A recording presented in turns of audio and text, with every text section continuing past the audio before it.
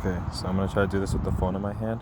So if you're drawing it out, the first thing you want to do, remember sacral's in the middle, but it's not that cervical's on the outside. Cervical's actually in the middle here, and then sacral on the outside. So when you're drawing it out, just remember like this layout: S, C, S, C, S, right? And then it's like each one is going down its own line, right? So first thing we're gonna draw, if you draw the dorsal column, right? This means that the S so sacral is gonna be in the middle with cervical on the outside. So cervical is gonna be the outside innervation, sacral is gonna be inside, and then you're gonna have whatever's in between. So lumbar, then thoracic, right? So that your dorsal column is gonna be right there. Very easy because it's just the dorsal part. Next, we'll do the spinothalamic. It's also called anterolateral. Remembering it like that helps because you know that it's gonna be not only anterior but anterior lateral as well, because they're almost like it's two parts, but it's kind of connected. So you're gonna have your anterior part is gonna be like right here, and then your anterolateral part is gonna be like something like this, right? And remember, like you have, I kind of drew this a little bit disproportionately, but think of this going like a little more like there, and then cervical is like right here going down, and then sacral is on the very outside, right? So if you imagine this is gonna be cervical, then you're gonna have thoracic, lumbar, sacral, all going down like this, okay? And then see how these are pretty much connected. So this is going to be the anterior portion, this is going to be the lateral portion. Anterior, A comes before L in the alphabet, so this is going to do the crude touch and pressure, C and P, right? And this is going to do the stuff that's later in the alphabet, so pain and temperature. C and P comes before P and T, so anterior does C and P, crude touch and pressure. Lateral, L does P and T, pain and temperature, okay? So T before C basically, or T comes after C, so I meant. All right, next is the cortical spinal tract.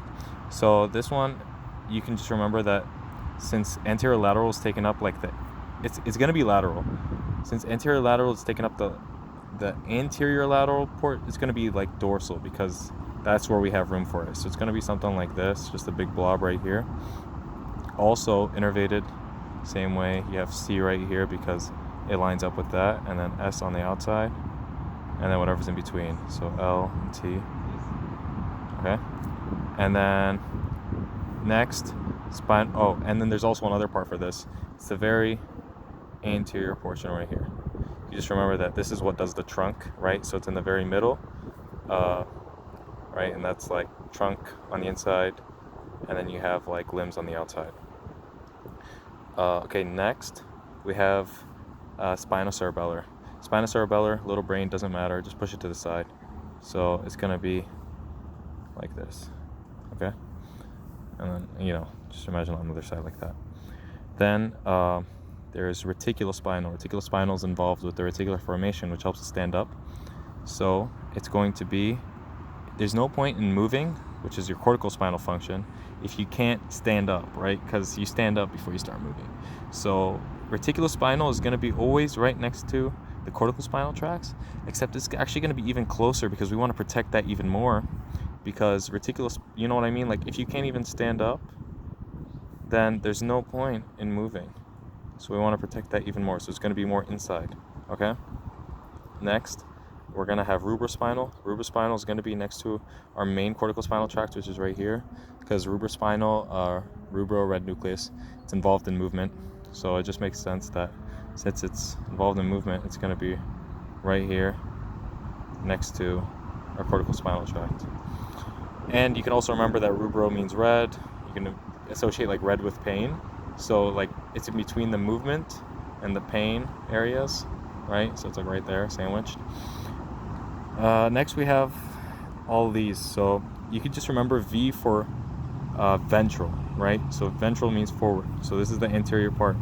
So how do we know which one comes first? We have the vestibulospinal system.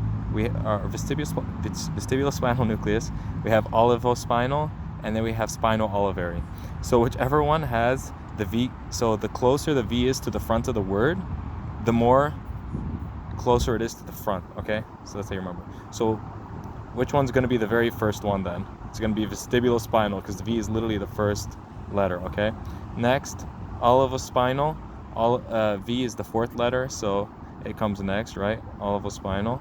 And very last is going to be spinal olivary. It has a V, but it comes very late in the word, so that's our spinal olivary. And I think that covers all of them. So dorsal column, anterolateral system, which is spinal thalamic, cortical spinal system, which is right there.